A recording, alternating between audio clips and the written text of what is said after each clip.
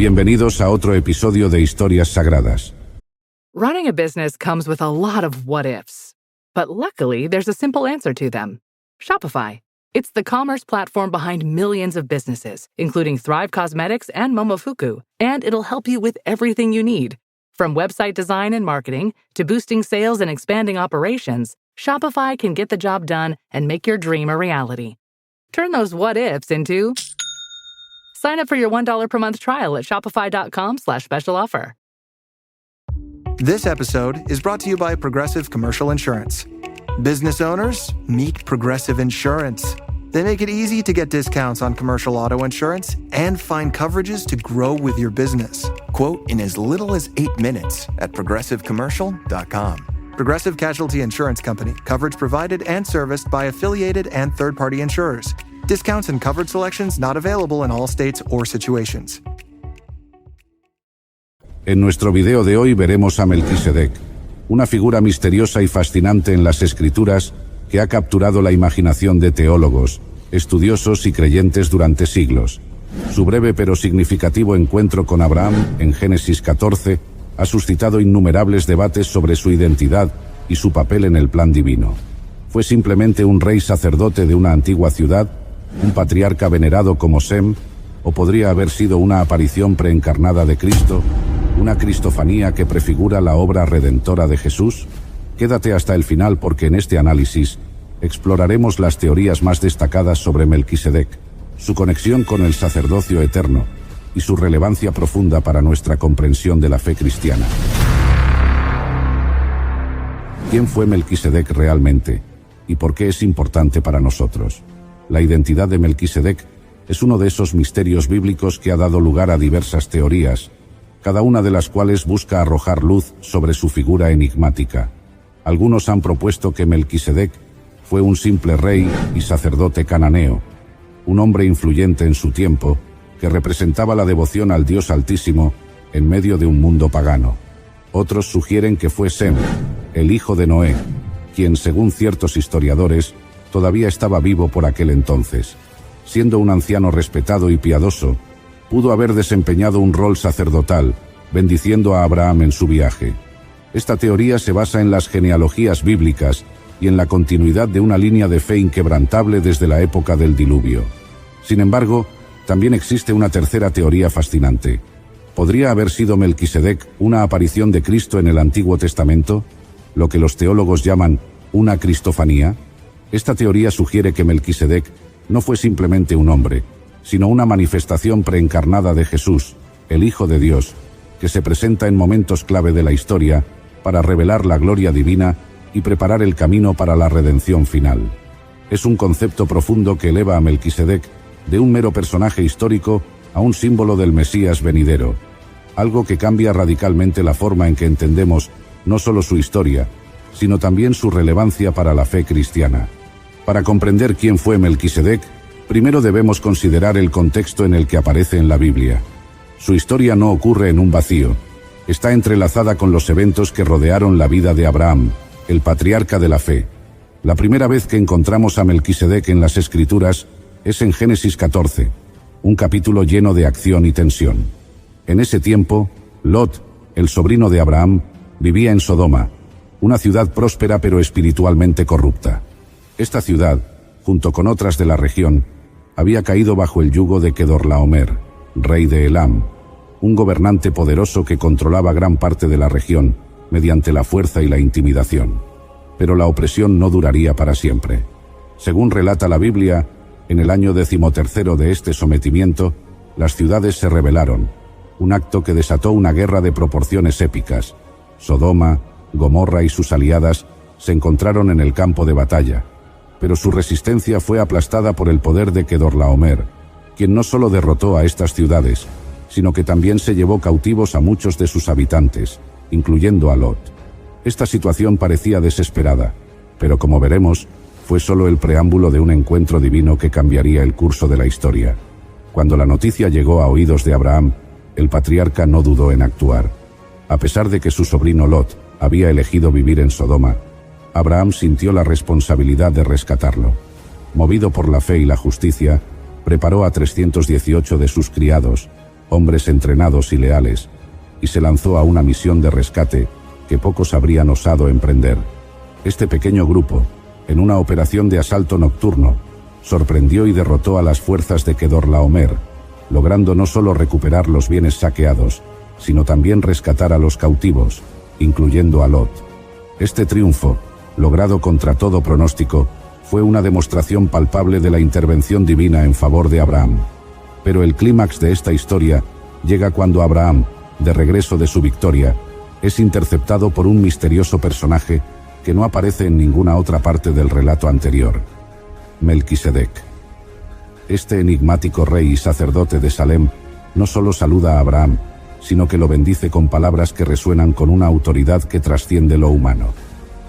Entonces Melquisedec, rey de Salem y sacerdote del Dios Altísimo, sacó pan y vino, y le bendijo diciendo: Bendito sea Abraham del Dios Altísimo, creador de los cielos y de la tierra, y bendito sea el Dios Altísimo, que entregó tus enemigos en tu mano.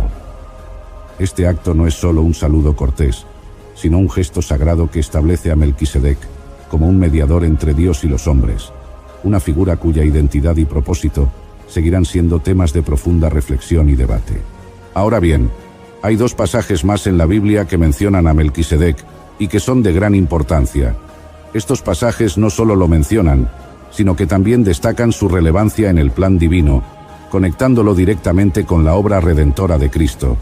El primero de estos pasajes se encuentra en el Salmo 110, un salmo mesiánico que el salmista, inspirado por el Espíritu Santo, escribió como una profecía acerca del futuro Mesías.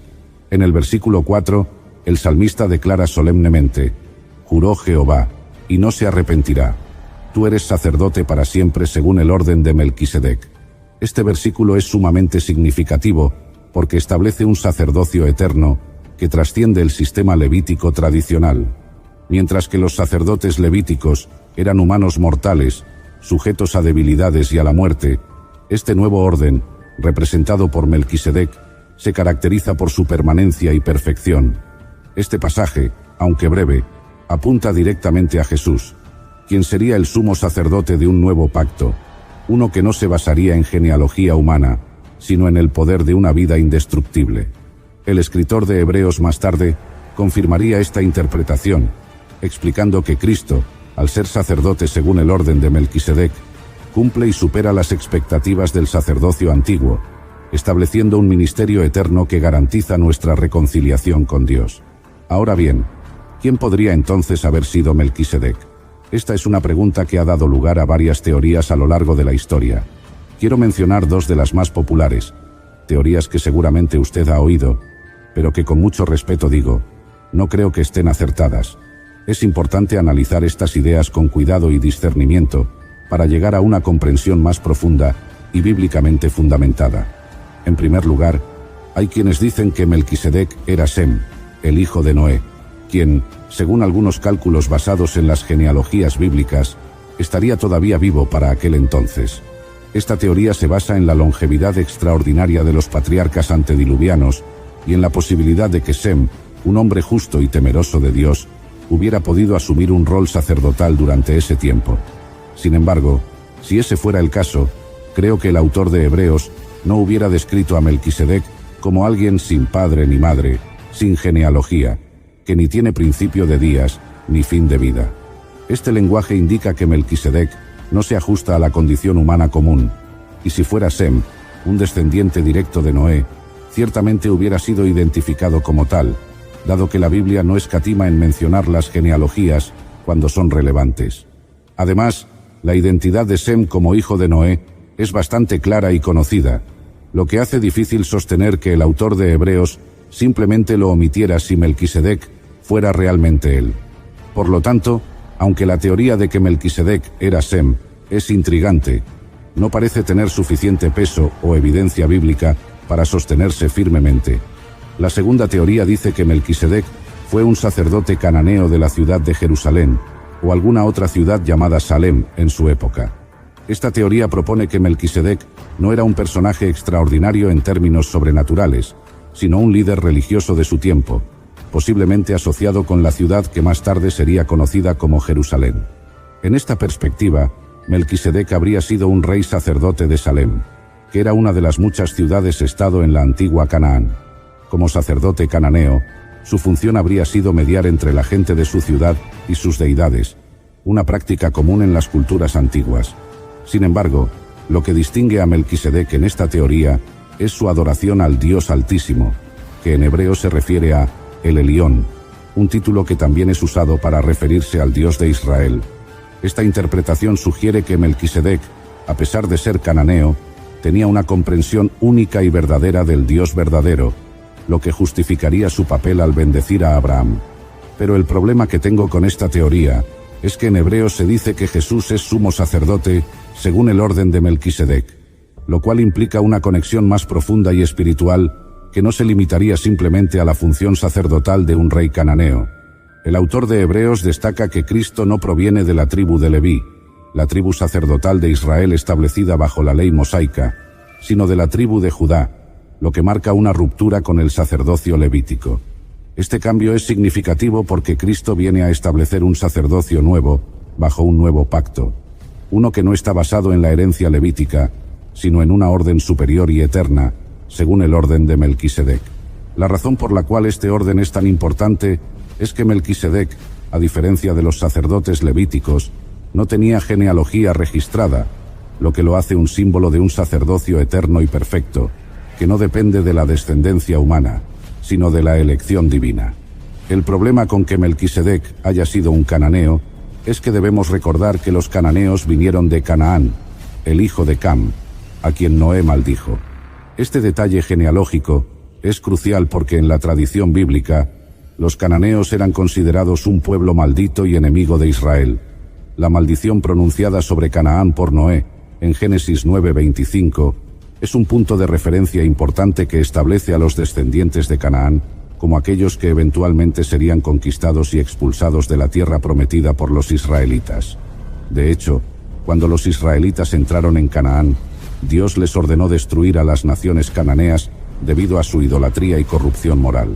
Por lo tanto, sugerir que el linaje espiritual de Jesús como sumo sacerdote pudiera provenir de un cananeo parece problemático, ya que contradiría la narrativa bíblica sobre la pureza del linaje mesiánico y la separación del pueblo de Dios de las naciones paganas.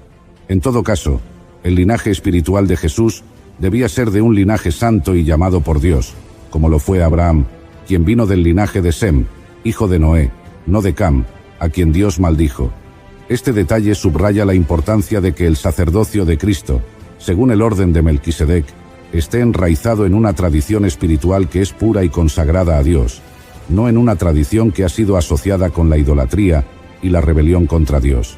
Y es entonces que esto nos lleva a una tercera postura, una teoría que ha ganado tracción entre los estudiosos y teólogos a lo largo de los siglos. ¿Podría Melquisedec haber sido Cristo mismo apareciendo en el Antiguo Testamento, en lo que se conoce teológicamente como una cristofanía? Preste por favor mucha atención a esto porque estamos llegando al momento más importante donde la verdad será revelada. La idea de una cristofanía sugiere que Melquisedec no era un mero ser humano, sino una manifestación preencarnada de Cristo, que se presentó en la historia sagrada en momentos clave para cumplir con el propósito divino.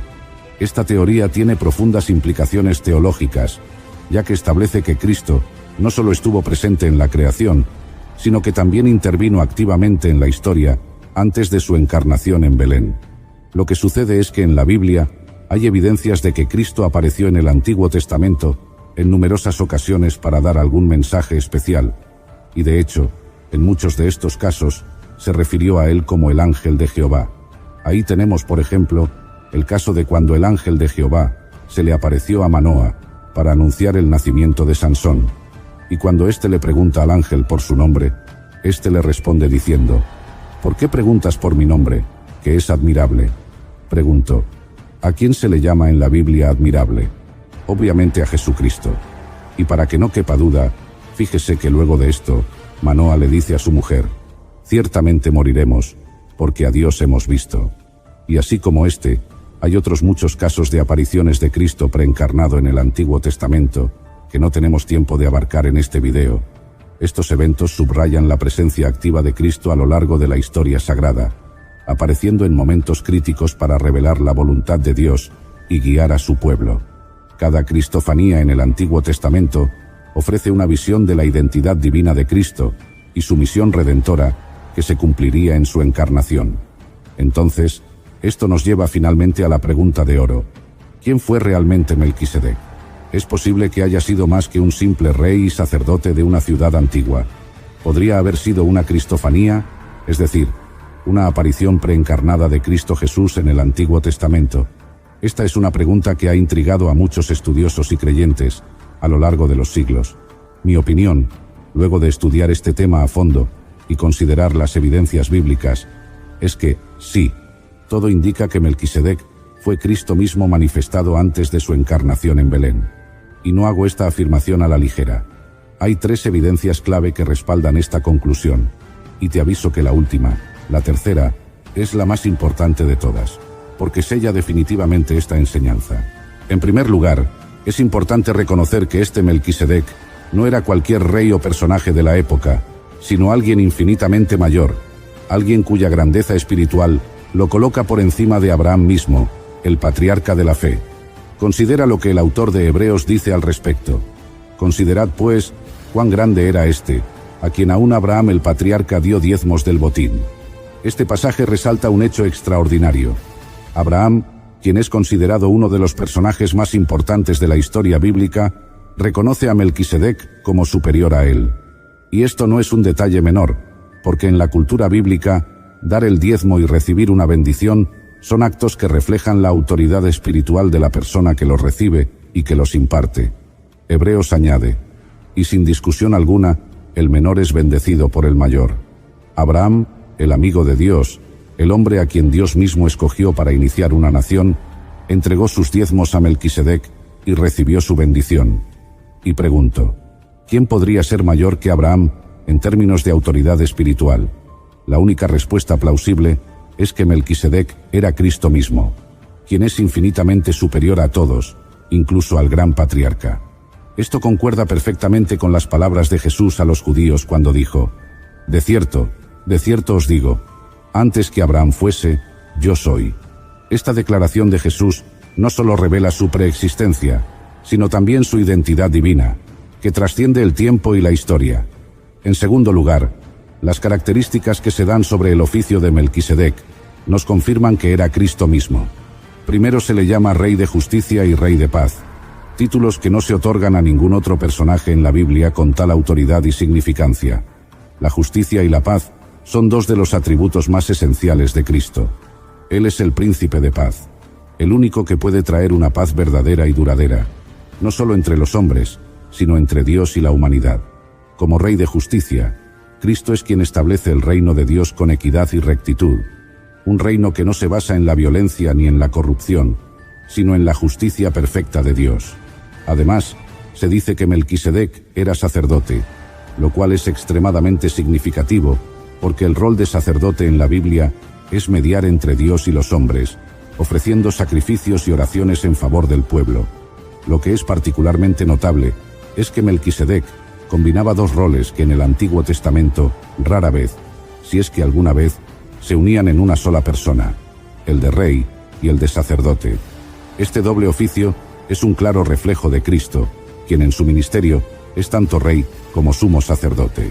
Cristo, según el libro de Hebreos, es el sumo sacerdote que no solo ofrece sacrificios por los pecados del pueblo, sino que se ofrece a sí mismo como el sacrificio perfecto y eterno. Además, el hecho de que Melquisedec sacó pan y vino para Abraham es una referencia directa a la obra redentora de Cristo, quien en la última cena instituyó la Eucaristía, diciendo: este es mi cuerpo, esta es mi sangre. La conexión es ineludible. Melquisedec prefigura a Cristo en su doble rol de rey y sacerdote, y en la manera en que señala el sacrificio redentor que Cristo realizaría en la cruz. Pero ojo a esto, porque hay una tercera y última evidencia que creo que es la más importante, y que sella esta enseñanza. En el libro de Hebreos se habla de Melquisedec como uno que es eterno, un ser sin principio ni fin. Mire conmigo el pasaje donde dice que Él es sin padre, sin madre, sin genealogía, que ni tiene principio de días, ni fin de vida, sino hecho semejante al Hijo de Dios, y que permanece sacerdote para siempre. Este lenguaje es inusual y profundo, porque en la Biblia, la genealogía es un aspecto crucial para identificar la autoridad y el linaje de una persona. Sin embargo, Melquisedec es presentado como alguien fuera del tiempo, sin origen humano registrado, lo cual lo hace un ser único en toda la narrativa bíblica. Note con atención, por favor, que se dice que este personaje no tenía humanamente padre ni madre o genealogía alguna, lo que lo hace semejante al Hijo de Dios, quien es eterno por naturaleza. Esta falta de genealogía, junto con la afirmación de que Melquisedec permanece sacerdote para siempre, sugiere que no estamos hablando de un ser humano ordinario, sino de alguien divino, alguien cuya existencia trasciende la creación misma. Más aún, el autor de Hebreos enfatiza que Melquisedec vive, utilizando el presente para describir su existencia continua. Esto es crucial porque conecta a Melquisedec directamente con la eternidad, y en la teología cristiana, la única figura que se ajusta a esta descripción es Cristo mismo. Por lo tanto, esta tercera evidencia sella la enseñanza de que Melquisedec no es otro que Cristo en su forma preencarnada, quien se manifestó en la historia antes de su nacimiento en Belén, para revelar su gloria y cumplir el propósito divino. Así que, mi estimado hermano o hermana, después de haber explorado todas las evidencias y examinado cuidadosamente las Escrituras, para mí esto es muy evidente. Melquisedec fue una aparición de Cristo mismo, quien se presentó preencarnado a Abraham en un momento crucial de la historia. Este encuentro no fue un simple acto simbólico, sino una manifestación divina que prefiguró la misión redentora que Cristo llevaría a cabo siglos después. Melquisedec, en su rol como Rey de Justicia y Rey de Paz, y en su función como sacerdote del Dios Altísimo, no es otro que el mismo Cristo, quien se reveló a Abraham para establecer una conexión profunda y eterna entre lo temporal y lo eterno. Y por eso Jesucristo es el sumo sacerdote por excelencia. Él no es solo un mediador temporal, sino el mediador eterno, quien vino primero como el Cordero de Dios para quitar el pecado del mundo. En su sacrificio, rompió el velo que impedía a la humanidad acercarse a Dios, un velo que simbolizaba la separación causada por el pecado. Cristo, en su amor y misericordia, estableció un nuevo pacto, uno que no se basa en sacrificios de animales ni en la sangre derramada de seres inocentes, sino en su propia sangre, derramada una vez y para siempre. Este nuevo pacto nos ofrece acceso directo al trono de la gracia, permitiéndonos entrar al santuario celestial, no con temor, sino con confianza, sabiendo que nuestros pecados han sido perdonados y que hemos sido reconciliados con Dios. Y es precisamente por esto que la palabra enseña que Él intercede por ti y por mí para siempre. La obra de Cristo no terminó en la cruz. Continúa en su ministerio celestial, donde Él vive para interceder por nosotros. Y ahí estaba yo, en la región montañosa de Moria, con el corazón oprimido por una profunda angustia, obedeciendo un mandato divino que parecía ir más allá de cualquier entendimiento humano. A mi lado estaba Isaac, mi único hijo, aquel a quien Dios me había prometido cuando mi esposa Sara y yo estábamos ya en los confines de nuestra vejez. Él era el niño de la promesa, el símbolo vivo de un pacto entre lo divino y lo terrenal. Sin embargo, según las instrucciones que recibí en una visión un día que parecía normal, debía ofrecer a Isaac como un sacrificio a Dios. Con cada paso que ascendíamos por la árida pendiente de la montaña, una tormenta de dudas y temores asaltaba mi mente, pero era mi fe inquebrantable la que guiaba mis pasos hacia adelante, sosteniendo mi voluntad. Al llegar a la cima, procedí con reverencia a preparar el lugar del sacrificio. Organicé cuidadosamente la leña sobre el altar que construí con mis propias manos mientras el cielo se cernía, vasto e inmutable, sobre nosotros. Con manos que temblaban ante el peso de mi tarea, até a mi amado hijo, mirando a sus ojos llenos de confianza y amor. En el momento más crítico, cuando ya levantaba el cuchillo sobre mi hijo, la atmósfera se cargó de un silencio sobrenatural. Fue entonces cuando la voz de un ángel del Señor rompió el silencio, llamándome por mi nombre con urgencia: Abraham, Abraham. En ese instante de obediencia suprema y prueba de fe, se me reveló un carnero, enredado por sus cuernos en un matorral cercano. Dios había provisto un sacrificio alternativo, salvando la vida de mi hijo y reafirmando su promesa de una manera que nunca olvidaría. pero déjenme contarles todo desde el comienzo. Mi nombre es Abraham y esta es mi historia. Mi nombre es Abraham, aunque inicialmente fui conocido como Abram. Nací en Ur de los Caldeos, una ciudad rica en cultura y avanzada en tecnología, famosa por sus templos y su vibrante comercio. Mi padre, Taré, era un hombre de cierto renombre, y en nuestra casa, al igual que en muchas de la ciudad, se practicaba la adoración de diversos dioses, algo típico de nuestra sociedad politeísta. La vida en Ur estaba marcada por rituales y el flujo constante de comerciantes y viajeros que traían consigo noticias y prácticas de tierras lejanas. Aunque crecí en esta rica tradición cultural, mi destino no estaba atado a los dioses de mi gente. Según las escrituras y las tradiciones judías, desde joven fui inquieto ante la idolatría que me rodeaba, cuestionando la eficacia de adorar a dioses hechos por manos humanas. Un día, mi vida tomó un giro decisivo. Dios se me reveló, guiándome a dejar mi tierra, mi parentela y la casa de mi padre. Este llamado fue tanto una promesa como una orden. Me convertiría en el fundador de una gran nación, una nación que sería bendecida con abundancia y cuya existencia misma sería una bendición para el mundo. Antes de que este llamado divino se materializara plenamente, mi padre Taré tomó la decisión de que nos mudáramos de Ur hacia Canaán. Sin embargo, no llegamos a nuestro destino inicialmente. En lugar de eso, nos establecimos en Harán, otra ciudad próspera, donde mi padre finalmente falleció. Esta pausa en Harán no era más que un intermedio en el plan divino para mi vida. Mi viaje comenzó de manera decisiva cuando, en Harán, la voz de Dios resonó, desafiando todo lo que había conocido hasta entonces. Vete de tu tierra y de tu parentela, y de la casa de tu padre a la tierra que te mostraré, dijo el Señor. A pesar de las incertidumbres, mi corazón se llenó de una resolución firme, impulsada por la promesa de que sería hecho una gran nación, que sería bendecido, y que mi nombre se haría grande. A la edad de 75 años, después de la muerte de mi padre Taré, tomé a mi esposa Sarai y a mi sobrino Lot, junto con todos los bienes que habíamos acumulado y las personas que se habían unido a nosotros en Harán, y partimos hacia Canaán. Esta decisión no fue solo mía, representaba la esperanza y la fe de toda una familia que buscaba una promesa divina. Al llegar a Canaán, viajé a través de la tierra hasta un lugar llamado Siquem, hasta el encinar de Moré.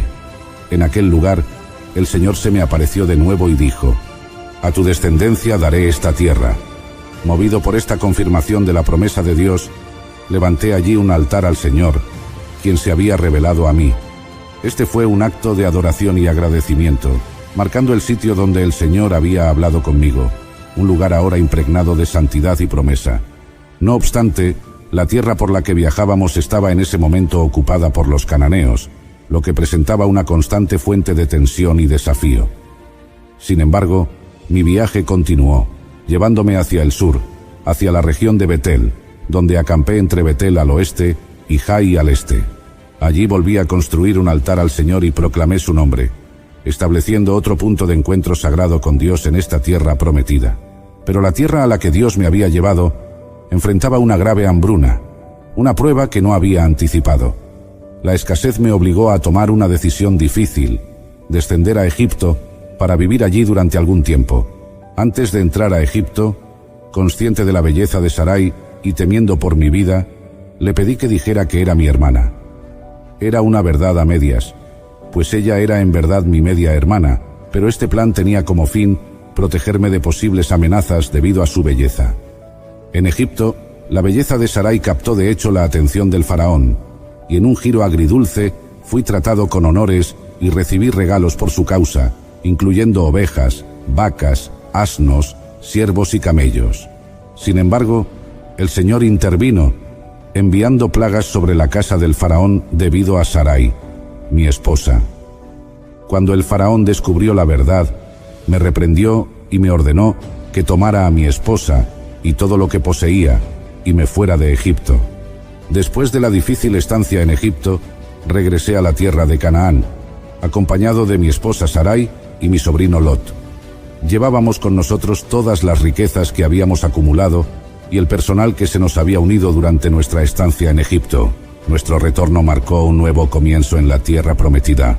Después de la difícil estancia en Egipto, regresé a la tierra de Canaán, acompañado de mi esposa Sarai y mi sobrino Lot. Llevábamos con nosotros todas las riquezas que habíamos acumulado y el personal que se nos había unido durante nuestra estancia en Egipto. Nuestro retorno marcó un nuevo comienzo en la tierra prometida. Subimos del sur y volvimos a Betel, al lugar donde había establecido mi tienda entre Betel y Ai, al principio de nuestro viaje. Aquí, en este lugar sagrado donde había construido un altar anteriormente, invoqué nuevamente el nombre del Señor. Era un momento de reafirmación de mi fe y mi dependencia de la providencia divina, recordando la promesa que el Señor había hecho de dar esta tierra a mi descendencia. Sin embargo, no pasó mucho tiempo antes de que surgieran nuevamente desafíos. Las riquezas que tanto Lot como yo habíamos acumulado eran considerables. Nuestros rebaños y manadas habían crecido hasta tal punto que la tierra ya no podía sostenernos juntos. No había suficiente espacio para que ambos pudiéramos asentarnos con nuestros rebaños, lo que llevó a conflictos entre los pastores de mis rebaños y los de Lot. Deseando evitar una disputa familiar y consciente de la necesidad de mantener la paz, tomé la iniciativa. Le dije a Lot que eligiera él mismo la parte de la tierra que prefería habitar, ofreciéndole la primera elección, aunque yo era el mayor y el líder de nuestra expedición. Esto no solo demostraba mi confianza en la providencia de Dios, sino también un deseo de vivir en armonía y evitar conflictos. Lot observó la tierra y eligió para sí la llanura del Jordán, que era sumamente fértil y bien regada, hasta Sodoma. Era una región tan rica y exuberante como el jardín del Señor, como la tierra de Egipto. Esto significó que Lot se dirigiera hacia el este, separándose de mí. Así, estableció su campamento cerca de Sodoma, aunque los hombres de esta ciudad eran notoriamente malvados y pecadores contra el Señor. Después de que Lot se separó de mí, el Señor me habló una vez más. Me dijo que levantara la vista y observara desde donde estaba, hacia el norte, el sur, el este y el oeste, porque toda la tierra que yo viera, me la daría a mí y a mi descendencia para siempre. Además, prometió hacer mi descendencia como el polvo de la tierra, tan innumerable que, al igual que nadie puede contar el polvo, nadie podría contar mi descendencia. Motivado por esta renovada promesa, me trasladé y acampé en los robles de Mamre, que están en Hebrón, donde construí otro altar al Señor.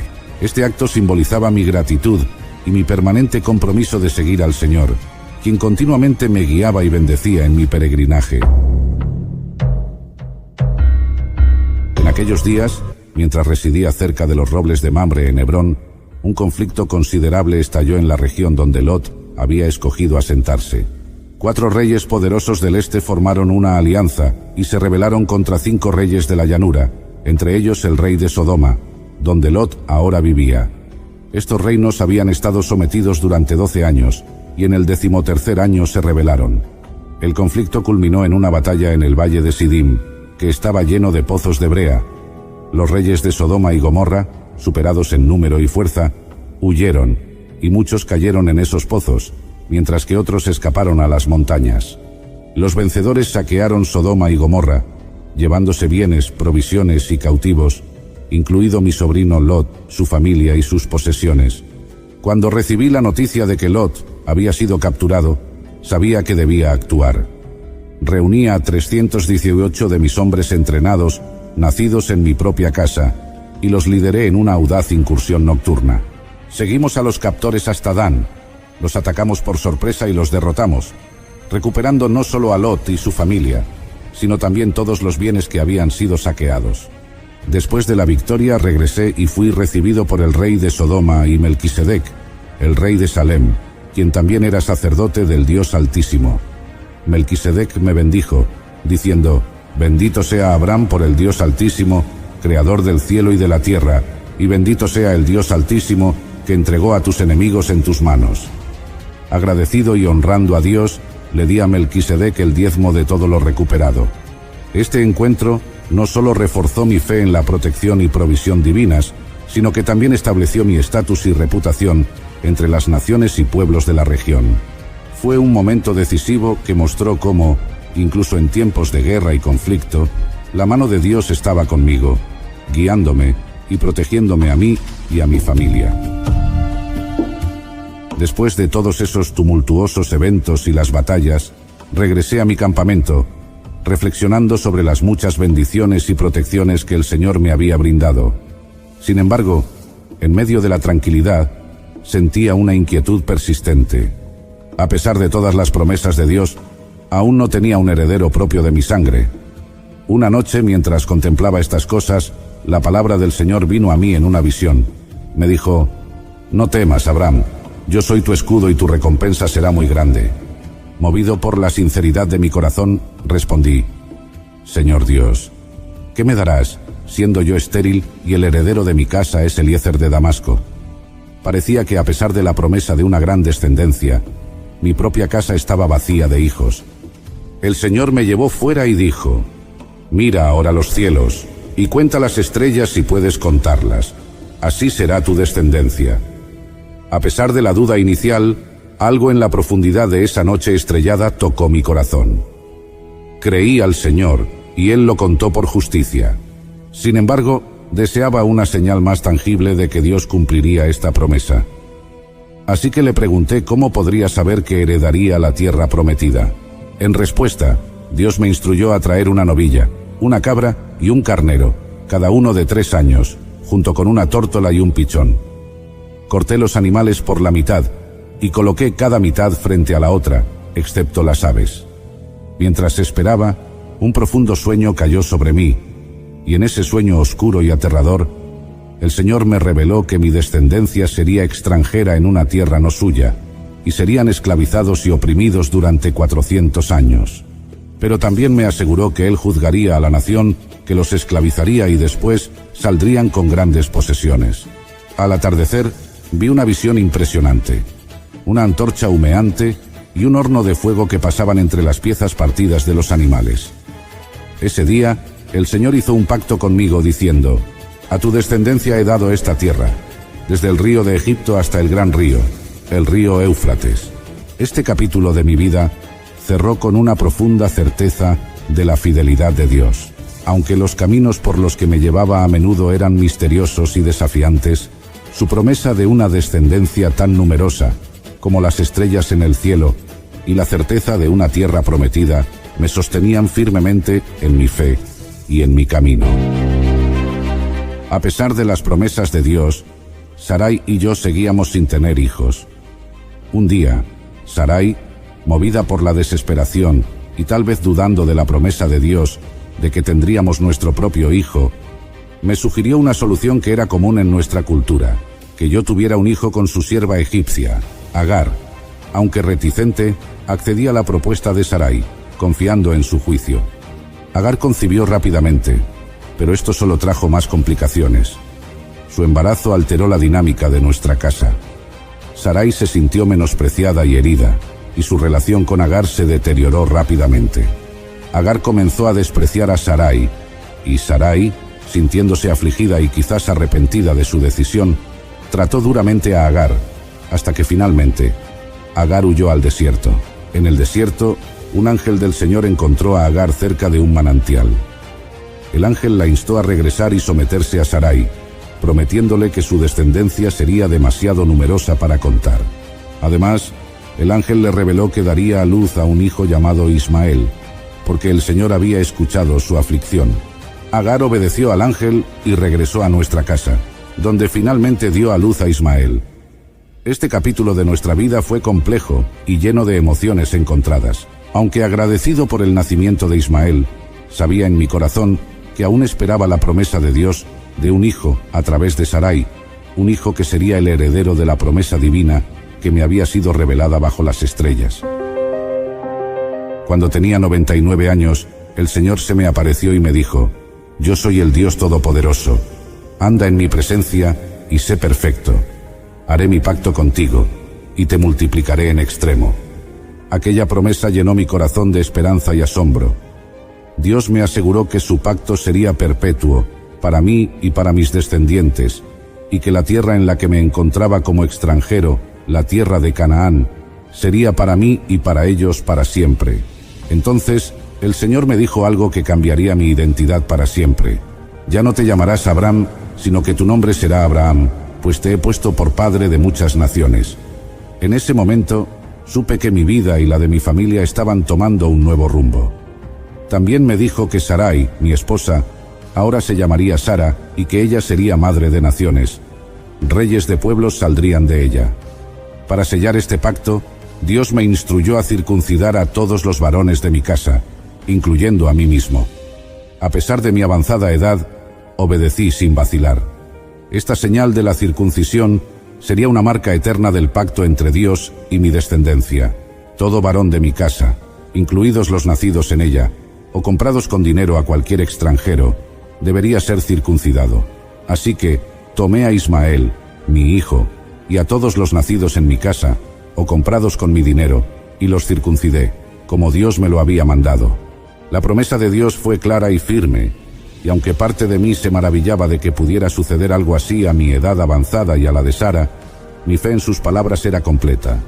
Él había dicho que volvería a visitarme y que para entonces Sara tendría un hijo. En esta jornada Dios no solo redefinió quién soy, sino que también trazó un nuevo camino para los que vendrán después de mí, marcando un cambio fundamental en mi vida y en mi relación con el Dios Todopoderoso.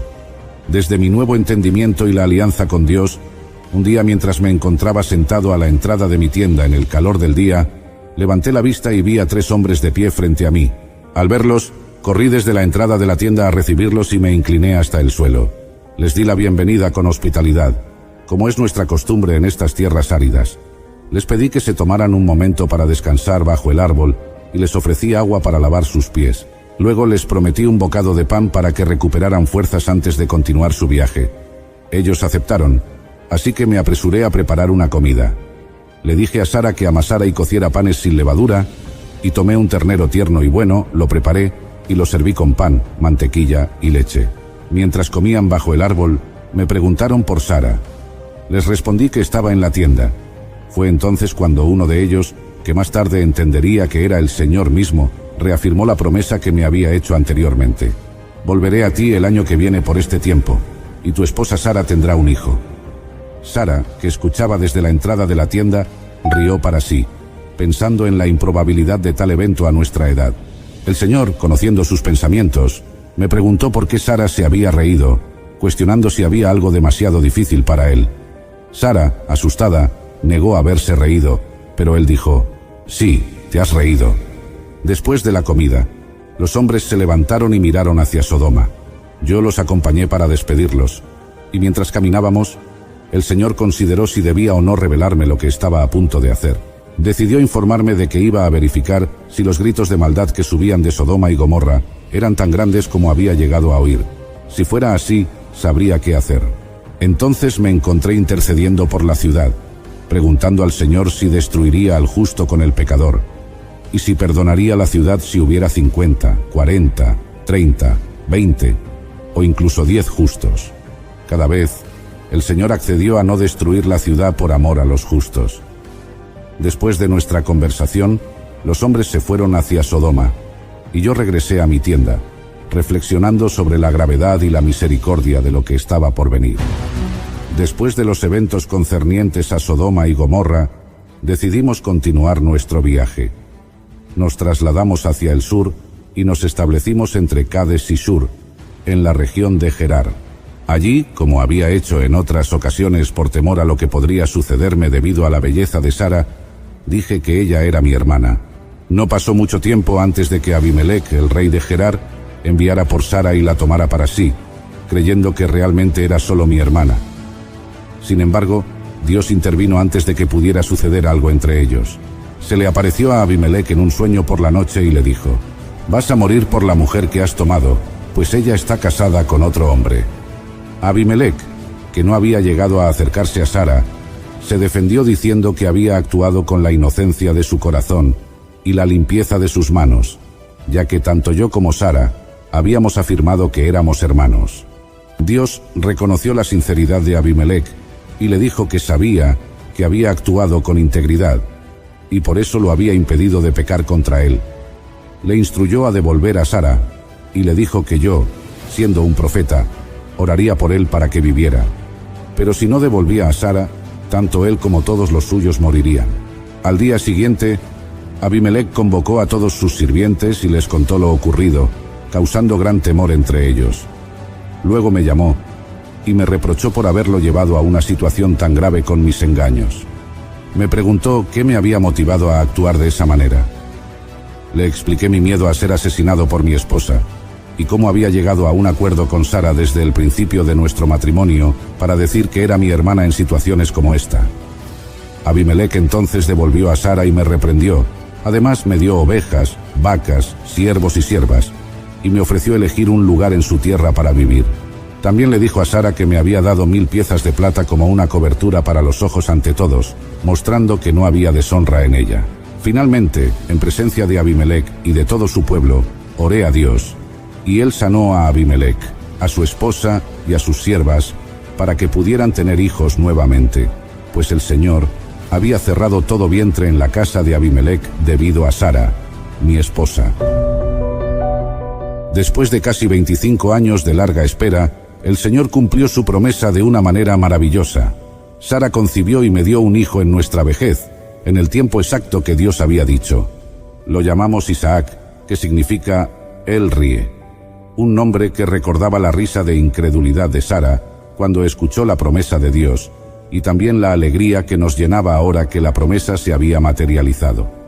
Cuando Isaac fue destetado, organizamos una gran fiesta para celebrar el evento. Sin embargo, durante la festividad, Sara notó que Ismael, el hijo que había tenido con mi sierva Agar, se burlaba. Preocupada por el futuro de Isaac, Sara me pidió que expulsara a Agar y a Ismael. Este pedido me angustió profundamente porque Ismael también era mi hijo. Pero Dios intervino y me dijo: no te aflijas por el muchacho ni por tu sierva. Escucha todo lo que Sara te diga, porque en Isaac será llamada tu descendencia. Pero también del hijo de la sierva haré una nación, porque es tu descendiente.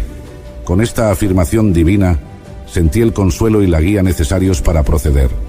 A la mañana siguiente, preparé algo de comida y un odre de agua, y se los di a Agar. Luego los despedí, y ellos se fueron. Agar y el niño vagaron por el desierto de Beerseba. Cuando el agua del odre se agotó, Agar, desesperada, apartó al niño bajo unos arbustos y se sentó a cierta distancia, pues no quería ver morir al niño.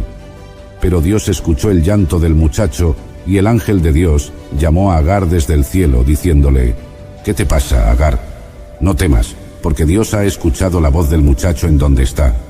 Levántate, alza al muchacho y sosténlo con tu mano, porque de él haré una gran nación. Entonces Dios abrió los ojos de Agar, y ella vio un pozo de agua.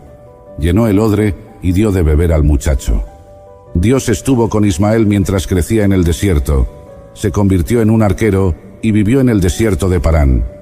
Más tarde, Agar le tomó una esposa egipcia. Mientras tanto, en mi relación con los líderes locales, Abimelec y Ficol, el jefe de su ejército, vinieron a mí desde Gerar para hacer un pacto, reconociendo que Dios estaba conmigo en todo lo que hacía. Acordamos un pacto en Beerseba, donde juré a Abimelec que trataría justamente con él y sus descendientes. Planté un tamarisco en Beerseba, y allí invoqué el nombre del Señor, el Dios eterno. Luego, después de establecer el pacto con Abimelec, permanecí en la tierra de los filisteos durante mucho tiempo. Tiempo después, Dios me puso a prueba de una manera que nunca jamás hubiera imaginado. Me llamó por mi nombre, y yo respondí: aquí estoy. Entonces me dio una instrucción que heló mi corazón: toma a tu hijo, tu único hijo Isaac, a quien amas, y ve a la región de Moriah. Sacrifica allí a Isaac como holocausto en uno de los montes que te indicaré. Al siguiente amanecer, preparé todo lo necesario para el viaje. Corté la leña para el sacrificio, ensillé mi asno y llevé conmigo a Isaac, junto con 2 de mis siervos. Caminamos juntos hacia el lugar que Dios había dicho. Después de 3 días de viaje, al levantar los ojos, vi el lugar a lo lejos. Les dije a mis siervos que se quedaran con el asno, mientras Isaac y yo íbamos más adelante a adorar, asegurándoles que volveríamos. Llevé la leña del holocausto y se la puse a Isaac para que la cargara, mientras yo llevaba el fuego y el cuchillo. Mientras caminábamos juntos, Isaac, percibiendo algo inusual, me preguntó: «Padre, tenemos el fuego y la leña, pero ¿dónde está el cordero para el holocausto?». Con el corazón apesadumbrado le respondí: Dios proveerá el cordero para el holocausto, hijo mío. Y continuamos caminando juntos. Al llegar al lugar que Dios me había indicado, construí un altar y dispuse la leña. Luego, con un corazón lleno de dolor, pero confiando en la voluntad de Dios, até a mi hijo Isaac y lo puse sobre el altar, encima de la leña. Extendí mi mano y tomé el cuchillo para sacrificar a mi hijo.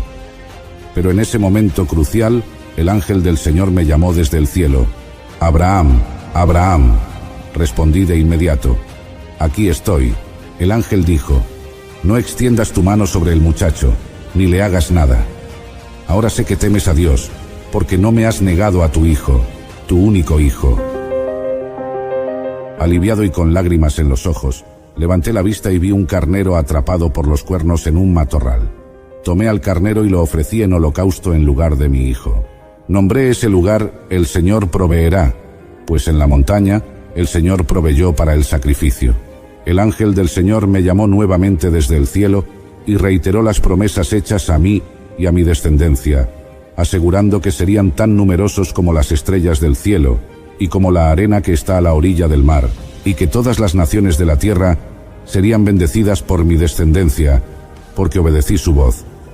Después de este tremendo momento de mi vida, regresamos donde estaban los siervos, y juntos regresamos al lado de nuestra familia en Beerseba. Muchas otras cosas más sucedieron en mi vida, cada una enseñándome más sobre la fidelidad y los caminos de Dios. La historia que les narré, con sus pruebas y bendiciones, es un testimonio del poder y la providencia divina, y cómo incluso en los momentos más difíciles, la fe en Dios puede sostenernos y darnos la victoria en todas nuestras pruebas. Reflexionando sobre estos acontecimientos, podemos encontrar aplicaciones valiosas para nuestra vida en la actualidad. La prueba de fe que experimenté esperando la promesa de mi descendencia y luego en Moriah no es solo un relato del pasado, sino una lección eterna sobre la confianza en Dios, incluso cuando no entendemos completamente su plan. Apreciado oyente, aprender a confiar en Dios a pesar de las circunstancias y a obedecer sus mandatos puede transformar nuestras vidas de maneras que nunca imaginamos. Así como Dios cumplió la promesa de una descendencia para mí, y así como proveyó el carnero en sustitución de Isaac, Él también proveerá para todas nuestras necesidades y nos guiará a través de nuestras propias pruebas. Ahora, me gustaría invitarte a reflexionar sobre cómo puedes aplicar las lecciones de fe, obediencia y confianza que narré de mi historia, pero en tu propia vida. ¿Estás listo para confiar en Dios en tus desafíos y seguir sus caminos, incluso cuando son difíciles de entender? Espero que tu respuesta sea un gran sí, estoy preparado. Si te ha gustado este relato y quieres escuchar más historias como esta, te animo a darle me gusta a este video. No olvides suscribirte al canal Historias Sagradas para no perderte ninguno de nuestros futuros videos. Comparte este video con tus amigos y familiares para que también puedan beneficiarse de estas historias llenas de fe y esperanza. Y por supuesto, tus comentarios son siempre bienvenidos. Déjanos saber qué piensas y qué más te gustaría ver en este canal. Gracias por acompañarnos en nuestra historia de hoy. Hasta la próxima. Bendiciones.